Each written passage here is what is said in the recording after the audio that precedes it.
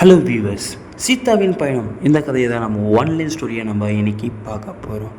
சீதா பார்த்தீங்கன்னா கேரக்டரில் யார் நடிச்சுக்கிறாங்க பார்த்தா நம்ம ஆக்ஷன் கிங்கோட பொண்ணு தாங்க நடிச்சிருக்காங்க. இந்த படம் அவங்களுக்கு ரொம்ப ரொம்ப சூப்பராக தான் லைஃப் கரியரில் கொடுக்க போகுதுன்னு நினைக்கிறேன். ஸோ இதில் சரத்குமாரோடைய பொண்ணாக தான் இந்த படத்தில் நடிச்சிருக்காங்க. ஸோ சரத்குமார் பார்த்திங்கன்னா ஒரு பெரிய ஒரு பிஸ்னஸ் மேனாக இருக்கார். ஸோ அவங்களுக்கு பிறந்த பொண்ணு இவங்க பார்த்திங்கன்னா கேன்ட்ரிங் இந்த மாதிரிலாம் இருக்கும் பார்த்தீங்களா. ஸோ ஃபுட்டு சமைக்கிறதுல ரொம்ப ரொம்ப இன்ட்ரெஸ்டிங் அதிகமாக கொடுத்துருக்காங்க. ஸோ இவங்களுக்கு ஒரே ஒரு ஒருத்தர் சரத்குமாருக்கு என்னென்னா அவங்க பொண்ணுக்கு எப்போயாவது நம்ம கல்யாணம் பண்ணி கொடுக்கணும் அப்படின்னு சொல்லி பேசுகிறாங்க. ஆனால் ஏதாவது கல்யாணத்தை பற்றி பேசும்போது ரொம்ப மெச்சூரிட்டியாக இவங்க பதிலை சொல்லி கல்யாணத்தை பற்றி பேசாத மாதிரி அவாய்ட் பண்ணி அப்படின்னு பாட்டி வச்சுருக்காங்க. அந்த டாபிக் எடுத்தாவே ஏதாவது ஒரு ஃபுல் ஸ்டாப் வச்சிடுறாங்க.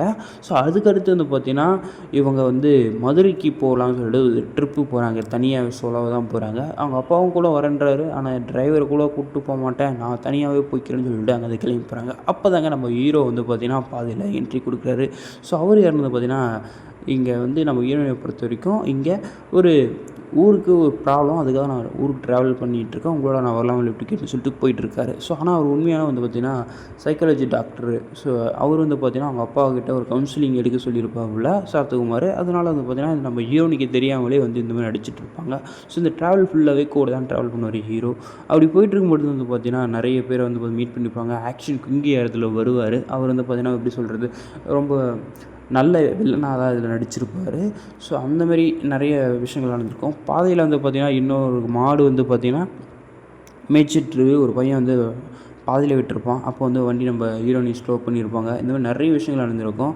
ஸோ அது மட்டும் இல்லாமல் நம்ம ஹீரோ வண்டியில் ஏறினதுலேருந்து இறங்குற வரைக்கும் பார்த்திங்கன்னா எந்த ஒரு ஃபோன் கால் பேசினாலும் லவுட் ஸ்பீக்கர் வச்சு தான் பேசணும் அப்படின்னு சொல்லிட்டு இங்கே ஒரு விஷயத்த சொல்லியிருப்பாங்க.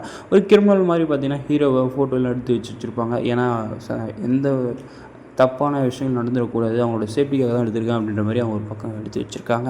ஸோ அப்படி போயிட்டு இருக்கும்போது தான் பார்த்திங்கன்னா பாதையில் ஃப்ரூட்ஸ்லாம் விற்பாங்க இல்லையா நிறைய இடத்துல. அந்த மாதிரி அது நம்ம ஹீரோனிக்கு காசே வாங்காமல் ஒரு குட்டி பொண்ணு கொடுத்துருப்பாங்க. அந்த நல்ல மனசுக்காகவே பார்த்திங்கன்னா திரும்ப வரும்போது நான் உனக்கு காசு கொடுக்குதுன்னு சொல்லிட்டு வந்திருப்பாங்க.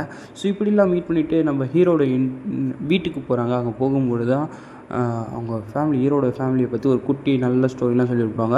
நம்ம ஹீரோ சொல்லியிருப்பார். எப்படி பார்த்திங்கன்னா 2 ஊருக்கும் அடிச்சுட்டு மாஞ்சிட்டு தான் இருப்பாங்க. ஆனால் நம்ம ஹீரோவோட தாத்தா அவரோட பேச்சை மட்டும்தான் எல்லாருமே மதிப்பாங்க அப்படின்ற மாதிரி சொல்லுவாங்க.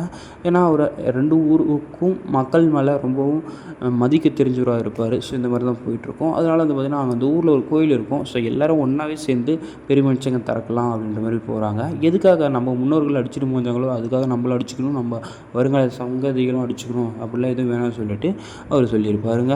அதுக்கப்புறம் எல்லாம் ஒன்றா சேர்ந்து அந்த கோயிலை திறந்துருப்பாங்க. ஊருக்கு போனதுக்கப்புறம் பார்த்திங்கன்னா நம்ம ஹீரோவை பாதியிலே இறக்கி விட்டு நம்ம ஹீரோனியும் அங்கே போவாங்க அவங்க வேலைக்காக. அப்படி போயிட்டு வரும்போது தான் தெரிய வருது ஒரு ஆக்சிடென்ட். அவங்க போன எந்த கேன்ட்ரிங்காக போனாங்களோ ஒரு 20 செகண்ட் முன்னாடி போயிருந்தாங்கன்னா பாம்பு பிளாக்ஸில் இவங்களும் இறந்து போயிருப்பாங்க.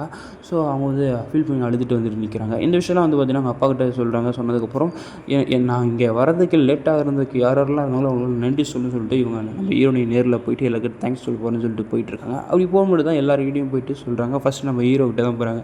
அவங்க வீட்டில் போகும்போது பார்த்திங்கன்னா எல்லோரையும் அவங்க ஃபேமிலியோட டைம் ஸ்பெண்ட் பண்ணி அவங்க வீட்டோட ஒரு பொண்ணு மாதிரி தான் பார்த்துட்டாங்க நம்ம ஹீரோனியை. ஸோ அங்கே இருக்கக்கூடிய ஃபெஸ்டிவல் எல்லாத்தையுமே ரொம்ப ரொம்ப சந்தோஷமாக கொண்டாட ஆரம்பித்தாங்க.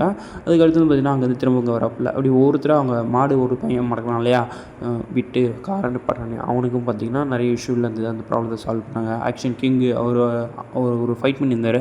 ட்ராஃபிக்கில் இவங்க எல்லாருமே வெயிட் பண்ணி நின்னாங்க. ஸோ அதனால அவங்க வீட்லேயே போய்ட்டு தேங்க்ஸ்லாம் சொல்லிட்டு வந்திருக்காங்க. அதுக்கடுத்து பார்த்திங்கன்னா ஒரு குட்டி பொண்ணு ஃப்ரூட்ஸ்லாம் கொடுத்துச்சு. ஸோ அந்த பொண்ணாலேயும் ஒரு 10 செகண்ட் லேட் ஆச்சுன்றதுனால அந்த பொண்ணுக்கு ஒரு தேங்க்ஸ் சொல்லிட்டு அப்படி போகிறாங்க. ஸோ அதுக்கப்புறம் பார்த்திங்கன்னா ஒரு வழியாக சரத்குமார்கிட்ட ரீச் ஆகிறாங்க. ரீச் ஆகும்பொழுது தனியாக சாப்பிட்டு உள்ள மீட் பண்ணிட்டு இருப்பாங்க இல்லையா, அப்போது ஹீரோவை அமுச்சு வச்சிடறான் வீட்டுக்கு. அவர் ஒரு சைக்காலஜி டாக்டரு. ஸோ இந்த மாதிரி விஷயம்லாம் தெரிஞ்சதுக்கப்புறம் இவர் சொல்லி தான் இங்கே ஆனால் நம்ம ஹீரோனிக்கு லவ் வந்துடுச்சு. ஸோ மறக்கவே முடியல. ஸோ ஒரு நாள் திரும்ப ட்ரிப்பு ஊருக்கு போகிறாங்க. ஊருக்கு போனதுக்கப்புறம் 2 வீட்லேயுமே பேசி ஒரு முடிவு பண்ணி நம்ம ஹீரோக்கும் ஹீரோனிக்கும் கல்யாணம் பண்ணி வைக்கிறாங்க. சீதாவோட பழம்ன்ற பேர் ரொம்ப ரொம்ப படத்துக்கு சூப்பராகவே கொடுத்துருக்காங்க. இந்த படம் எல்லாருமே கண்டிப்பாக விரும்பி பார்க்கக்கூடிய ஒரு படமாக தான் இருக்கும். அந்தளவுக்கு சூப்பராகவே இந்த படத்தை கொடுத்துருக்காங்க. எல்லாருக்குமே ரொம்ப பிடிக்கும்னு நான் நினைக்கிறேன். ஸோ சீதாவின் பயணம் யாராவது இதுக்கு முன்னாடி பார்த்துருக்கீங்களா, பார்க்க போகிறீங்களா, அவங்களுக்கு எல்லாருமே இந்த படம் ரொம்ப பிடிச்சிக்குன்னு நான் நினைக்கிறேன். நீங்கள் எப்படின்னு சொல்லிட்டு கமெண்ட் செக்ஷனில் சொல்லுங்கள் மக்களே.